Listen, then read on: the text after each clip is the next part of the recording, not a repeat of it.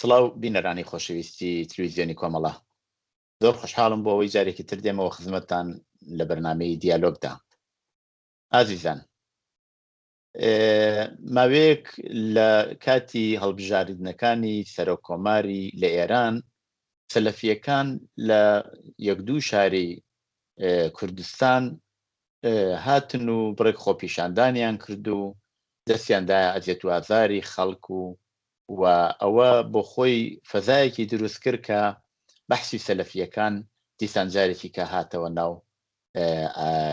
باسی سیاسی کوردستانەوە. سەلەفیەکان مێژووی چەندێکیان هەیە، ئەمانە لەکەیەوە دەستیان پێکردو؟ ئایا ئەمە دوای شۆڕشی ساڵی 57 هاتنە ساحەی سیاسی کوردستانەوە یا پێشتریش هەربوون؟ ئایا خەڵکی کوردستان چۆن لەگەڵ ئەمانە هەڵسوکەوتەکە؟ ئەمە و چەند پرسیارێکی تر ئاڕاستەی کاک شارامی ئەمانەتی ئەندامی کۆمیتەی ناوەندی کۆمەڵەکەین لە ئەم بەرنامەیەدا. کاک شارام گیان بەخێربی بۆ بەرنامەی دیالۆگ. سپاس دەکەم کاکە مەحیەگیان، هەروەها سڵاو ڕێزیشم هەیە بۆ بینەرانی بەرنامەی دیالۆگ. کاک شارام، سەلەفیەکان تەمەنیان ئەگاتەوە بۆ کەی؟ ئایا دەمێکەیە ئەمانە مەوجود بوون هەن یا لەکەیەوە لە ئاوا بەو شێوە حزوریان بووە؟ سەلەفیەکان واقعیەتی ئەوەسات چونکە خۆشیان ناتەبایی هەست لە بینیانە، ئەو تاریخیانە کە گەرەێکیان بێت ئشارەی پێکەن لەبین ئەو دەسەگەر مختلفە کە کەفکە بینیانە کەمێ ناتەبایی هەست. بەڵام ئەوەی کە ها لە بەرچاوە زیاتر پایە ڕێژی ئەوەی کە ئەم سەلەفی گەرە ئەوەسە کە خۆیان ێژن ناوخۆیان یانیاگە سەلەف کە جەمعەکەی ئەوێتە ئەسلاف یانێ گوزەشتەکان، ئێمە هەڵگەڕینەوە بەرەو لای دواوە و جا بۆ چێش هەڵگەڕنەوە بۆ ئەو ئەسلافی خۆیانە بەرەو ئەو نەسڵگەر گوزەشتەی خۆیانە بڕینە جووا و پرسیارەکەی بەڕێزیش بەمە و تقریبا لە 1940 بەولا ئەمانە گرایان بەست. گرابەستنەکەیشیان ئەوە بوو کە وەختی دیان وڵاتگەر ئیسلامی زۆر کەوتونەتە دواوە و بە پای وڵاتگەرێکی ڕۆژاوە یا غەرب، ئەمان هاتن لێکدانەوەیکیان کرد کە ئەوەی کە ئێمەی خستووەتە دواوە و ئیستیعمار بووگە و ئەوان سەرەتا تەبلیغات و سیاست خۆیان ڕوو بە ئیستیعمار نووسی. ئەوەسە کە ئەوانە پیانێژن سەلەفیگەر متەقەدم لە محەممەد عەبدوو تا سەید قوتب تێت ئێتر لەوان و شڕۆع بوو و تا ئەم ئاخرگینگەریانە کە تاڵەبان و داعش و ئەلشەباب و ئەبوو سیاف و ئەم ناوگەرە کە هەست و هەر کامیکیان دیارە جیاوازیگەر خۆشیان هەست لە بینیەکە، ئەمانە خۆیان ناوەنن ئەوان متەقەدمن ئەمە متەئەخر یانێ دوای هێناتکەن. علەتیشی چەس ئەمان بەخۆیان وایژن، علەتی ئەوەسە کە ئیستیعمار نەماگە، پس ئەمان بۆ دوشمنێتر ئەگەڕن، دوشمنەکەی کە دوشمنی فەرزی کە بیکەن بە واقعیەت ئەوەسە ڕوو بە و دەوڵەتگەرە کە لەم کشوەرە ئیسلامی گەرە دروست بووگە ڕوو بە ئەوان ئیسا ئەسلحەکەیان کردووە. بەڵام ئەوەی کە ئەتوانین بێژین شتێکی هینە لە 1940 بە دواوە و دانێت لە ویژێگیگەر خاص سەلەفیگەر ئەوەسە کە مخالفی ئەوانە کە دین لە سیاست جیاس و گەرەکیانە دەسەڵاتی سیاسی بگرنە دەست. زۆر چاکە. ئێمە باسی کوردستان کە بکەین، لە کوردستان ئێمە شاهدی سۆفیگەری و دەروێشی و شتی ئاوا بووین پێشتر زەمانهای دەورانی پەهلەوی و زۆر گەڕینەوە بۆ دواتریش ئەوانە بوون. ئایا ئەمانە هیچ ڕەبتێکیان بەیەکەوە هەیە ئەم دەروێشیگەری و سۆفیگەری و ئەوەیە تعدادێک لە مریدان بوون کە مەسەلەن حتا لە کوردستان بوون، خەڵکە هاتن بە تایبەتە چوون بۆ لایەن بۆ لای شێخ و شتیوە، ئەمانە هەر لەو چوارچێوە ئاگونجێن؟ بەڵێ من پێشەکی بڕمە ناوەڕۆکی ئەو پرسیارە با ئەوە بێژم کە ناتوانین مەسەڵەن مەعامەڵەکەین لەگەڵ یانە بێژین ئەمیان باشترە لەو یاکەیتریان یا بەد و بەدتر، ئەو مەعامەڵەت با نەکەین. بەڵام وەکو ئەوەی کە ئەو کەسانەی کە تەریقەت وە لە کوردستانیش نەخشبەندی و قادری بوون دیارە ئەوانیش شێوەکان تەبلێ خۆیان یان کەمێک فەرقی بوو جیاوازی بوو لە بینیانە لە بین سەلەفیەکان و ئەوانە اختلافێکە هەست ئەوان لە هەر شرایطێکە ئەوانە کە تابع تەریقەتەکان بوون لە هەر شرایطێکە سەر بۆ حکوومەتە بوون تو ئەگەر حەساوکەی زەمانشا هەر دوو دەسە تەریقەتەکە سەر بە شابوون بۆچێ سەر بە شابوون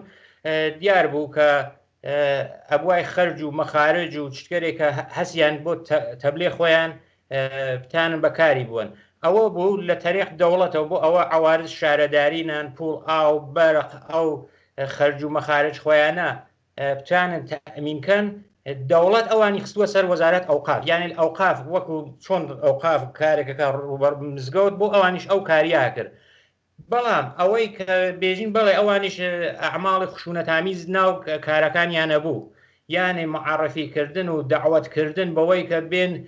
نیشان بن کە هانە سەرحەقانیەتە خشونەتگەریان بەکارە بەر خشونەتەکەی دیار بوو ڕوبە خۆیانە ئەوەی کە چقۆ یا خەنجەر یا زەلکیانەدا لە خۆیان بەڵام جامعیان توش هەراس و ترس و ئەوا کرد یانێ ئدعای حەقانیەتیان نەکرد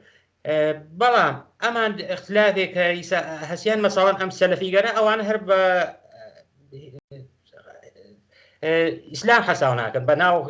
هاومەزەب و هاودین خۆیان حەساو ناکەن چونکە ئێژن ئەمانە کەسانێ بووگن کە سەر بە ئەو حکوومەتگەرە بووگن جا لە ناو سەلەفیگەرە واژەی کەس کە فرە ئەهمیەتی هەسی بۆیان و ئەمانەت فرە لەسەری تەبلیغەکەن ئەوەسە مەسئلەی کە کەلیمەی کە بە ناو تاغوت ئەوەسە ئیسە مەسەڵەن شعار دەستیان ئەوە شەڕەکانیان کێشاگەن ناو وڵاتە بە ناو ئیسلامیەکان و شەڕەکەن ئەوە سێژنەمە شەڕدەک تاغوتاکەن ئەگەر قبلن ئەوە بوو ئستعماریان ئاوردووە بەریسە ئستعمار نەماگە دەک تاغوتە هینیەکەن ئەوەسە کەمێ اختلاف هەست لە بینیانە بەڵام سەرچاوە و بنچینە و هەموو شتێکیان یەکێکە یانێ زەرەر و زیان ئەمان بۆ جامعە چەندێکە ئەوانی شەر تاو ئەنازم مساویە یانە هیچ فەرقێکیان نییە لەو بەبارەوە ئەگەر لە بیرمان بێ کاتی خۆی بە مناسبەت‌های مختلف ئەمانە هاتن نەوعی نمایشیانەدا لە خیابانەکانە ڕێکەوتن لە ناو شارەکانە ڕێکەوتن یا سەردەمێکە مەسەلەن ئەچوون بۆ لای تەریقەتەکانی خۆیان معمولاً کە ذکریانە کرد هەرو جۆرە خۆشان ئاماژەتان پێ کرد زەرگیانەدا لە خۆیان شیشیان نەخوارد نازان ئەنوا قسەمیشتی لەوایە نەکرد ئایا ئەوە هەر ئەو بنچینەیە وا ئێستا ئێمە سەلەفیەکانی کابینین کە بەنەوەیانە وەحشەتێک دروستکەن یانەوێ مەسەلەن خەڵک بترسێنن خەڵک بنشاندانی خوێن و بنشاندانی مەسەلەن لێدان وانە نوعێک وەحشەتێک لە ناو کۆمەلگا دروستکەن ئەوە هەر یەک شتە هەر ڕەوشێک بووەکە و کاتێ و کاریان بردووە ئێستش بەکارێ بن ئەتوانین بڵێن وایە چۆن وایە ئەگەر حەساوکەی دانێ لە ڕیشەگەر و پایەگەرێکە ئەتوانین مەزەب تەقویەتکە ناو لە گوزەشتە و تا ئیسە تەقت ترس بووگە ئەوەی کە سەلەفیەکانیش ێژن دەورانی تەڵایی و ئەسرێ فرە گەورەمان بووگە و هین گوزەشتەگانە ئەگەر تواشاکەی ئەو گوزەشتەگانە معلوم نیەمان کام گوزەشتەێژن ئەگەر ئەوە خۆیان ێژن تا قەرن 12 حەساوەکەن تا مەسەڵەن لە سفرەوە تا قەرن 12 ئەوە دەوران تەڵایی بووگە ئەگەر تواشای ئەو تاریخیشە بکەین کە خۆیان نووسیگیانە ئەوینین توا و ڕەهبەرانیان یا کوژیاگەن لە پێش کۆڵەکەی مزگتە خۆیانیان بۆی داگرگە داگیانە لیان یا سەمیان داگە پیان یا ئەوەی کە کێشاییانە بیاوانێک ئەوانە لە ناوخوا ڕوویداوە یاکو لەلایەنێکی ترەوەی دەرەوە لە ناوخوا یان منزورمەوەسە ئەو مێژووە هەر بە خشونەت و بە زۆر و بە ئرعاب و ترس و وەحشەت هاتووەتە بەرەو وە دعوەتکردن هەردوو لایەنەکەش چە ئەو کارێک کە داعش کردی چە ئەوەی کە ئەو دەروێشگەرە ئەو زمانە ئەیان کرد و ئیسێشە حتمەنە هەست ئەو کارگەراکەن سەرچاوەکەی گشتی لە نوعی خشونەتە هەست ئەوە لەو بابەتەوە ئەوە وەچی مشتەرەکیانە باشە کاک شارام پرسیارەکە وەیەکە ئایا ئەمانە بەڕاستی پایە و بنەیەکی کۆمەڵایەتیان هەیە یاکو چۆن بڵێم وەکو جەماعەتێکی خارج لە کۆمەڵگان زیاتر خەڵک ئابۆ شێوە چاویان لێکایاک و ئەوە نیرویەکی کۆمەڵایەتین یا نیرویان هەیە بە شێوێک ئەتوانن فعالیتیان ئاوا پەرە پێ بدەن. کاک مەحیە سەلەفیەکان منزورتەوانە؟ بەڵێ بەڵێ سەلەفیەکان ئەوەی کە ئەو زەمینە خۆشکەرە بۆیان ئەتوانێت فاکتۆرگەرێکی مختلف بێ، فاکتۆرەکە ئەتوانێت ئیجتماعی بێ، سیاسی بێ، فەرهەنگی بێ، اقتصادیش بێ. زەمینەکەی ئیجتماعی ئەوەسە معموڵەن لە وڵاتگەرێکی مەزهەب زەدە، لە وڵاتگەرێکە هەزینەگەرێ فرد خەرج دەستگاگەر تەبلیغاتی مەزهەبی ئەکرێ، ئەوە دانێت لە زەمینەگەر مناسبیانە. علاوە بەر ئەوە چۆن ئەو فەزا بۆیان فراهەمە هەر لەو زەمینە ئیجتماعی و کۆمەڵایەتی ئەگەر تواشاکەین تەبعیز هەست، فەقر هەست، ئەوانە بەستەرگەرێکی مناسبە کە ئەتوانن لە شرایەتێکی مناسبە ئەوان کەڵکی لێ وەربگرن. یا لە زەمینەی فەرهەنگیە، لە زەمینەی فەرهەنگیە ئەگەر تواشاکەیت بە کەسێک کە بۆ خۆیان شەڕکە مجاهدێژن یا مؤمنە وەلی ڕوبە تەرەف مقابل سەدان کەلیمەیانەست، کافریانەست، منافقیانەست، ملحیدیانەست، مشرکیانەست، یانێ ئەو زەمینەی فەرهەنگیشیانە بۆ فراهەمەکەن بە سەڵەن ئەمان کە سەلەفیەکان سنین ئەوەی کە شیعا بێت بیکەن بە کافر، ئەوەی کە دەک ئەوانە نەبێ بیکەن بە ملحد. ئەوە زەمینەی فەرهەنگیەکەیە. لە زەمینەی سیاسیەکەی چیە؟ لە زەمینەی سیاسیەکەیە ئەوان زەمانێ بزانن بۆشاییت هەیە لە بین مردم و دەسەڵاتە، ئەتوانن ڕەحەت ئەو بۆشاییە پڕۆکەنەوە. نمونونەکانیشی دیگمانە، ئەو نمونەگەریانە توانین هەر فلستین شارە پێکەین یا هەر باشووری کوردستان، هەرێم کوردستان شارە پێکەین. مەسەڵەن لە فلستینە فەتح وەختێ ئەو ئۆتۆنۆمی دەست و پاشکیاییانە پێدا و ئەو چووە ناو سیستەمی بۆرۆکراسی و فسادێکی ماڵی و ئیداری سەرتاپایگرت، جەهاد ئیسلامی و حەماس توانیان لێنە ڕشتکەن. یا ئەوەی کە ئەو مشکڵاتی اقتصادی و کە ناتوانن بە هیچ شێوەی کۆنتترۆلیکەن مەسەڵەن لە هەرێمی کوردستانە، ئەوەسە هێزە سەلەفیەکان و هێزە ئیسلامیەکان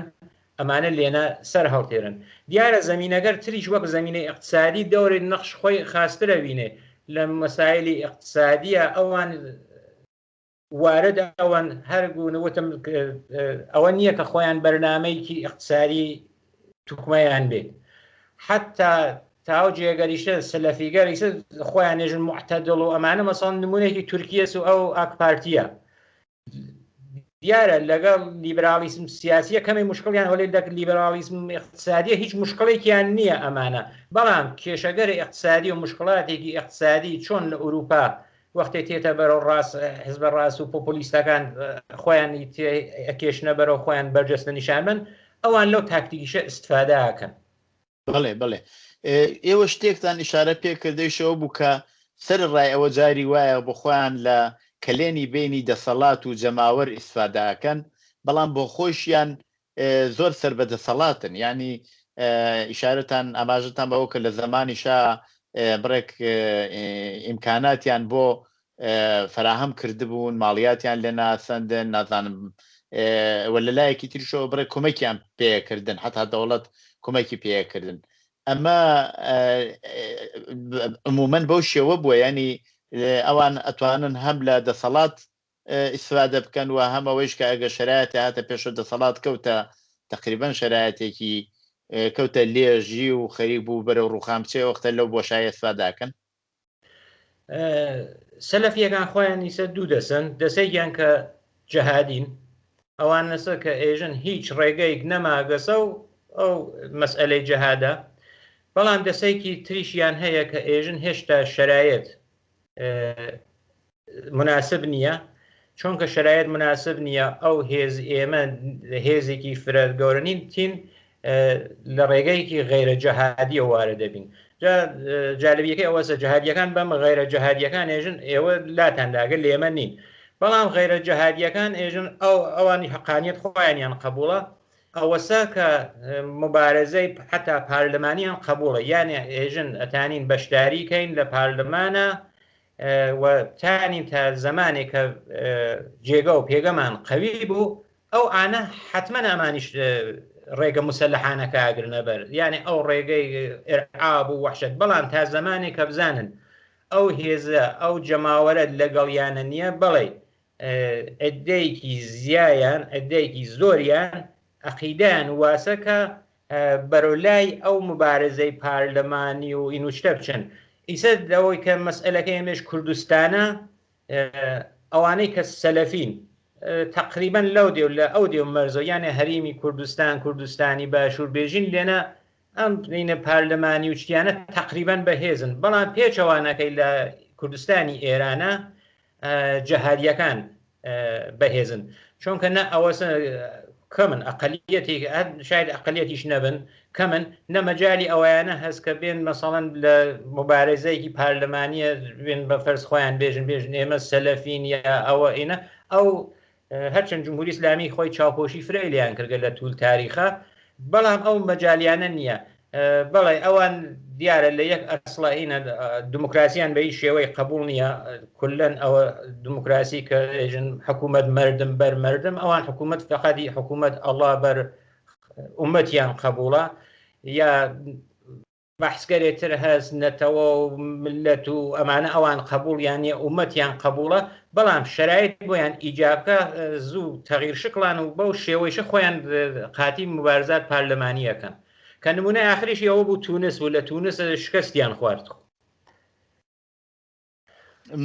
بەبەستان دوای ڕوخانی بن عەلی بوو لە تونس بەڵێ دوای بن عەلی ئەوە بوو دانێت لە ئالتەرناتیڤگەرێک کە هەڵیان گرت لە غەربەوە هاوردیان و من ئیسە دەقیقنەوە ئەو یەک نەفەرمە لەبیر نییە سەلەفی بوو کە هین بوو بەڵام شرایط تونس جیاوازیگەرێ فرەی هەست دەک بازێت لە وڵاتگەرترا خۆی زمانی ئەسڵیترین و مهمترین پایگا بوو بۆ فلستینیەکان کە دەک ئیسرائیل لە شینیانە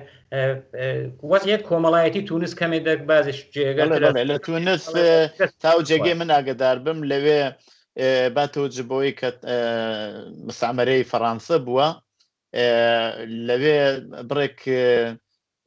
اتحادیەهای کاریگەری و جەراناتی کاریگەری پڕنفوزن و حتا لەم انتخاباتی خیرا توانیان دەور بنوێنن بۆ ئەوەی شەتوانێت تاثیری بوو بێت باشە کە بینە سەر کوردستانی ڕۆژهەڵات و ئێمە لە دەورەهای جیاوازە نەقشی سەلەفیەکانە بینین لە دروست دوای ڕوخانی حکوومەتی پالەوی ئێمە جەماعەتی مفتیزادە بینین کە تاندازەیەک ئەیانویست لە مەسائلی سیاسی ئەو کاتە دەخاڵەت بکەن ئایا ئەتوانین بڵێن ئەحمەدی مفتیزادە و هەوادارەکانیشی هەر ڕوتێک بوون سەر بە سەلەفیەکان ئەوەی کە چاو زەمانە مەدرسەی شەمس بوو چە دوایی بوو بە مەکتەب قورئان ئەوەی کە فرەی تەئسیراتی فکریان لە سەید قوتبە و گرت ئەتوانین بڵین کە جەریانێکی 100% سەلەفیە ئەوان زەمان تا زەمان شاب و زەعیف بوون ئین نەبوون هێزەکەیان ئەوە نەبوو کە مەسەڵەن وەکو شێوەی خۆیان نیشان بن لە بەرابەر ساواکەوە بێسن لە مقابل حکوومەتەوە بێسن ئەوەڵین کارێک کردیان ڕوو بە دەسەگەر و فرقەگەرتر مەزهەبی وەک ئەم تەکیە و خانە قاوچتە ڕوویان کرد بەوانە کە ئەوە ئێوەگەر دین فرۆشن و دینە ئەسلیەکە هالای ئێمە و ئەوە تاکتیکیان بوو سەلەفی گەریەک خصوصیەتیان هەست ئەوان هەمیشە وەکو سازمانگەرێکی مەخفی و جاسووسین یانێ واقعاً کەسێک تا لە ناویانە نەوێ کەسێک نەوێت ئەوش تر فرەیە و مەراحلەتەیکە شتێک لە خۆیان نان یانێ وەک سازمانگەر جاسووسی وانە بەستن ئەوەسە حتا بە فەرز هەر ئەحمەدی موفتیزادە کتێوێکی بوو دەربارەی کوردستان کە ئەو زەمانە نووسی و فرەتریش دش بە کۆمەڵە نووسی ئیزە حتا بڕۆ ناو کتێوخانەکان خۆیان شاید بێ بەڵام جەمیان کردگەسە لە بەردەست مردمیانە نێشکە ئەو حاڵەت مەخفیانە هەست ئەوەی کە بەڵێ جریان مەکتەب قورئان 100% سەلەفی بوو چونکە مستەقیمەن تحتی تەسیری نەزەراتی سەید قوتب بوو و ئەوەی کە بۆچی دەستیان نەبر بۆ ئەسلحا مبارزەینیان نەکرد ئەوەی کە لە دوایی لە خۆیان ئەوانیانەوە جیا بۆ هاتوو ئەوە بوو کە ئەحمەد موفتیزادە بڕوای وا بوو کە حکوومەتی شا بە 2 ساڵ و 3 ساڵ و 4 ساڵتر ناڕوخێ مدەتی زیاتریان بۆی پیشبینی کرد و زیاتر لە 15 ساڵ یا 20 ساڵ ئەوان پیشبینی ئەوانە کردو کە نیرویەکی زۆرتر کۆکەنەوە لە داهاتووە وەکو ئەوەی کە دیمان دواتر تاڵەبان داعش ئەوانە کە دەست بوون بۆ ئەسلحە بەڵێ 100% ئەوانیش سەلەفی بوون. بەڵێ باش کاک شارام ئێمە ئێستا کوردستانە بینین بە تایبەت کوردستانی ڕۆژهەڵات زۆر تەحەزب یافتەیە معنای ئەوەیە کە ئەحزاب و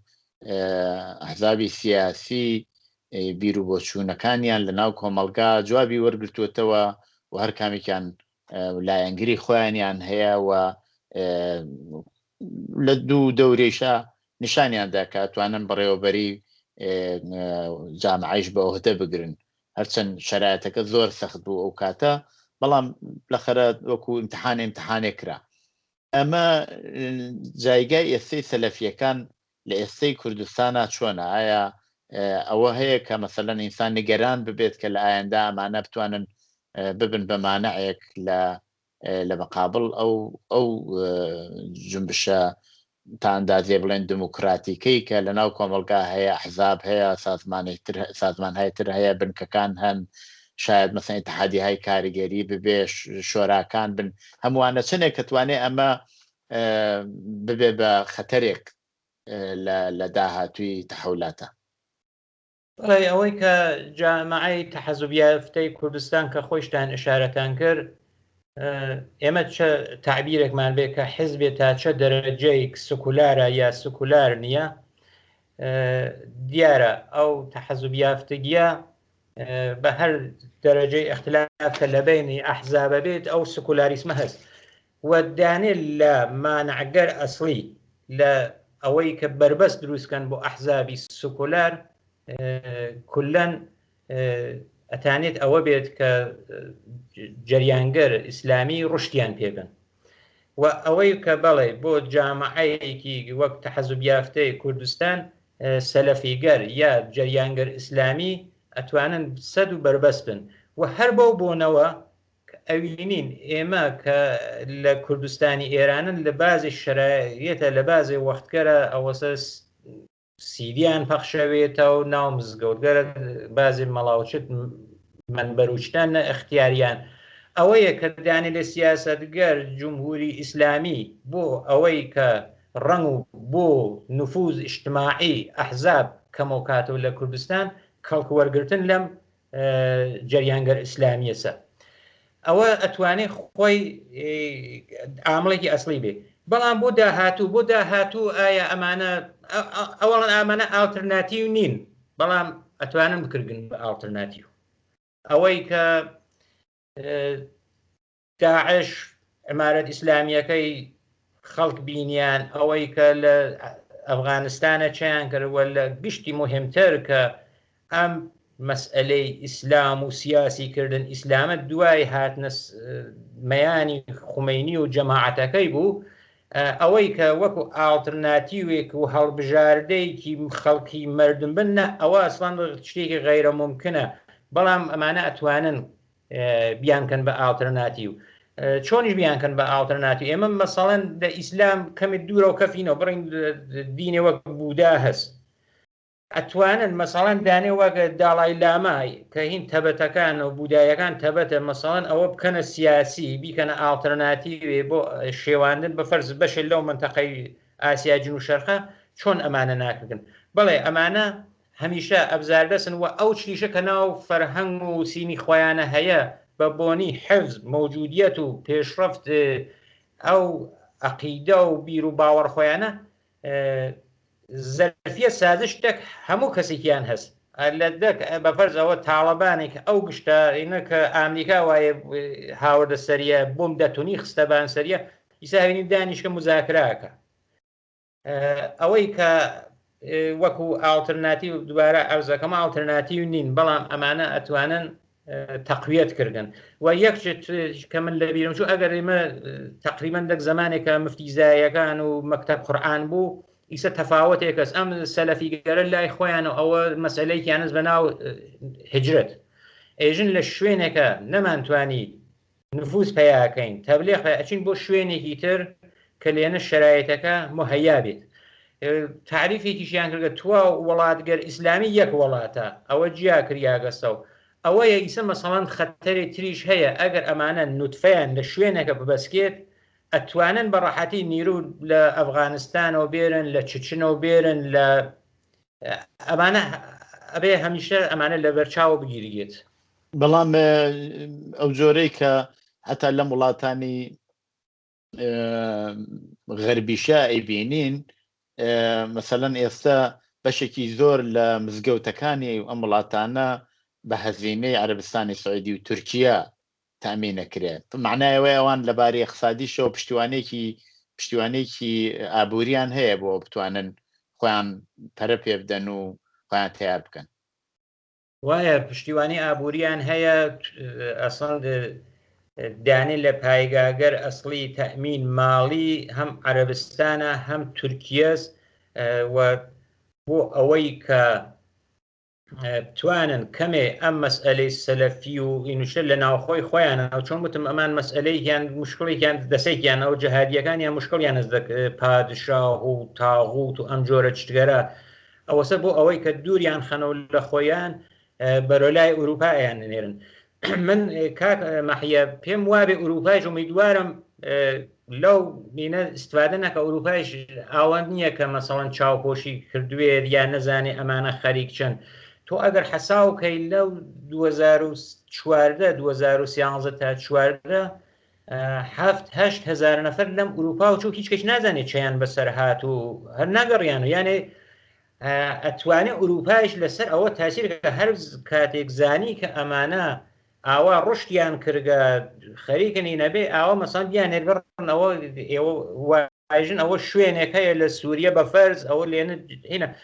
ئیسە من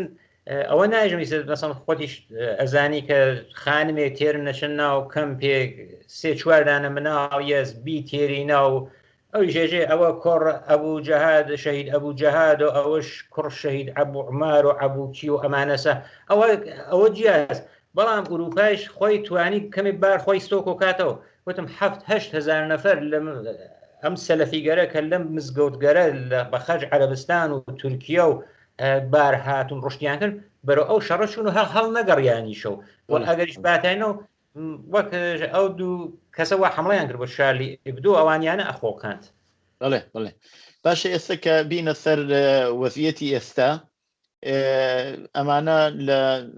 لە دەورانی هەڵبژاردننی سەرۆکۆماری لە ئێران بڕێک فەزایەکی ڕعب و وەحشەتیان لە بڕێگە شارەکانە دروست کرد و هاتنە ناو خیابان و شەلم کوێرم لاپارێزم هەچ کەسێکیان بەرچنگە کەوت چقۆیان لێدا و بە قچەخۆ قەمە هاتنە ناو خیابانەکان و وەحشەتێکیان دروست کرد تەبعەن کۆماری ئیسلامیش مەیدانی پێدان بۆ بتوانێت ئەو فەزای کوردستانە کە نیگەرانی ئەو بوو لە ڕابطە لەگەڵ انتخاباتە بەرعەلەی ئەو دروست بێت بە نوعێک بتوانێت بەم شێوە هدایەتی بکە بەڵام ئایا با تۆجب بۆ شتانەوە بۆ خۆشت ئیشارەت پێکرد لە مزگەوتەکان و لە تەریخ مەلاکانەوە ئەمانە لە داهاتووە خەڵکە بێت چی بکەن بۆ ئەوەی ئەمە لە مقابل نیرویەکی ئاوا داعش خوێن ڕێژ یا ئاوا ڕوبەڕوو نەبنەوێ خەڵق عادەتە نەبێت چی بکەن لەو بابەتەوە هەرچی جنبش ئیجتماعیەکان قەویتر بن جنبشکەر کاریگەری جنبش ژنان جوانان لە سەد کولیە چەپ ناو جامعە قەوی بێت ئەمانە ئیعلام حزوریان ناتوانێت بێ هەر بە دوای مەسەلەکەی دارسەیران مەریوانە کە دیمان خەڵک هاتە مەیان کە بەرابەر بە سەلەفیەکان بێسنەوە تۆ ئەزان مەخبارەکانیشەوە تاقیب کردگە ئەوێنی ئیمام جمعە شار مەریوان پیادە خۆی ئەکەفێتە ڕێگە هەتا ئەویسە مەسەڵەن ێژێ سەلەفی ئێمە هەرچەنەوە خۆشیان نوعی سەلەفین ئەوانە لە ئێمە نین بەڵام ئەو جومبشکە ئیجتماعیە وا وەحشەتی تیان خست ئەو مردمە وەختی متحد بوون یەکیان گرت کە بەرامبەریان بێسن ئیمام جەمعاکەی مەریوان هەڵسیا خۆی چوو یعنی منزورمەوەسە تا چەپ و نیرۆگەر سکولەر لە جامعە فرەتر بن زیاتر بن جومبشەکان بەدەستیانەوە بێ واخەن جێگە پایەگایەکی ئەمانە نییە لە انتخاباتەکەشەوا بوو جمهوری ئیسلامی دوو هەدەفی بوو یەک ئەوەی کە مردمی کوردستان ێزانی بەشداری ناکەن پێن بەشداریکەن سیاستگەر خۆی هەست ئەوە مەرزەکانمان پاراستوی وێڵ یەکەین هابێن چاکەن و هەم ڕوو بە مردمەکەی خۆی کە ئەگەر ئێمە نەوین ئەمانە تێن ئاواکەن ئەو اختلافگەر شیعە و سونیە کە بەرجەستەیەکەنەوە وەکو ئەوەی کە لەو شاری سەقز و لە مەریوانیش ڕوویدا من یەک ئشارەکەم ئەمان لە ناوینی سەلەفیە ئێژن ئەگەر سێ نەفەر لە شوێنێکە وجودی بێ سێ نەفەر سەلەفی ئەو سێ نەفەرە توانن ئەو شوێنە وەکو ئیمارەت تعریفکەن و یەک نەفەریشیان ئەتوانێت بێتە ڕابەر ئەم دوانەکەیتر بێت وەک خەلیفە خۆینکە ئەوەیە کە ئەوینین ئەو حرەکەت گەرە لە سەقز و مەریوانە کریا شتێکی دیار بوو دەنگدانەوەی بوو بەڵام شتێکی وا گەورەنە و لە سای جمهوری ئیسلامیە و ئیسە لە شارگەر تارانە و بیگرە تەورێزە و بیگرە بە حەدێ فەقر و بەدبەختی تەحمیل کردگە بە ئەو جامن ئیسە کەسانێک تێن کە دوو بەرابەر ئەو سەلەفیگەرە مەسەڵەن بە 15 نەفەر و 20 نەفەر و تێن بە قەمە و چەقۆ ناو مردم ئیجار ڕۆح بوو وەحشەت و هینەکەن یانێ ئەوەیشە نەبوو کە ئەوە بەهێز بن ئەوان پێیان خۆشە کە بە کەمترین نیرۆ خۆیان بەهێز نیشان بن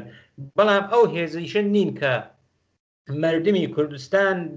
بەرابەر ئەوانە پاشەکشەکات و هەر ئەو هێزە یەکگرتووە ئەتوانێت پاشەکشەکە بە ئەو هێزە ئیسلامی و سەلەفیگەرە تەحمیل بکات. زۆر باشە کاک شاران گیان من پرسیارێکی ترم نەماوە ئەگەرەوە بۆ خۆتان نوکتەیەکەیە کە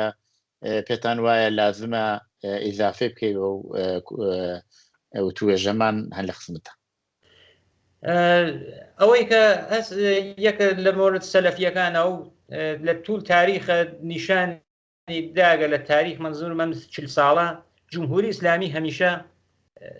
لەژێر کنترۆڵ و لەژێر چاودێری جمهوری ئیسلامیە بووبن ئەگەر زمانێکیش لە کنترۆڵ جمهوری ئیسلامیە خارج بوێتن بە حدودێ محدود مەسەڵەن ارتباطگەرێکیان گردوێت بە فەرز ئەوانە لە عێراق و هاتنەوە بۆ ئێران و ڕابتیکیان پیا کرد ئەفغانستان و ئەمانە توانیان لە ناو کوردستان ئێرانە ئەو جەهادیەکان خۆیان ڕشت بێبن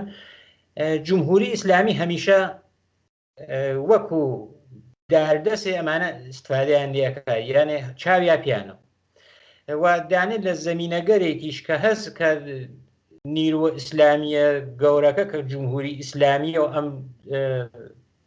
هێزە بوچگەرە هابەدەوریە و ئەمە دانێت لە پایەگەرێک کە تەقویەتی جەریانگەر ئیسلامی و سەلەفی و ئەم دارودەسەوی نوشتاوینی خودی جمهوری ئیسلامیە و بە نەمانی جمهوری ئیسلامی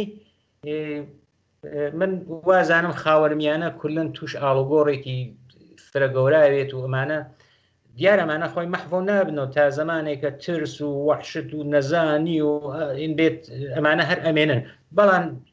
بە نەمانی کۆماری ئیسلامی ئەمانی شار ئەتوێنەوە. بەڵێ زۆر سپاس بۆ بەشداریتان لەو بەرنامە کاک شارام کە داوەتی ئێمەتان قبوڵ کرد. منی سپاسی ئێوە بینەرانی خۆشەویستانەکەم کاک مەحیەگیان. زۆر سپاس بینەرانی خۆشەویست بۆ جۆرە هاتینە کۆتایی بەرنامەی ئەمجارەی دیالۆگ تا دیالۆگێکی تر ماڵەوە.